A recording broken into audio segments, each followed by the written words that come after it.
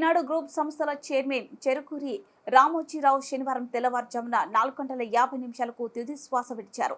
ఈ నెల 5న ఆయనకు శ్వాస తీసుకోవడంలో ఇబ్బందులు తలెత్తడంతో హైదరాబాద్లోని ఓ ఆసుపత్రిలో చేర్చారు. అక్కడ చికిత్స పొందుతూ ఆయన కన్నుమూశారు. ఫిలిం సిటీలోని నివాసానికి ఆయన పార్థివ దేహాన్ని తరలించారు. 1936 నవంబర్ 16న కృష్ణా జిల్లా పేదపారుపూడిలో ఓ సామాన్య వ్యవసాయ కుటుంబంలో జన్మించిన రామోజీరావు ఈనాడు దినపత్రికను ప్రారంభించి తెలుగునాటి హిస్టరీ క్రియేట్ చేశారు.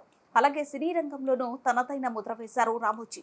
ఉషా కిరణ్ మూవీ సంస్థ ద్వారా అనేక విజయవంతమైన చిత్రాలను రూపొందించి తన అభిరుచి చాటుకున్నారు.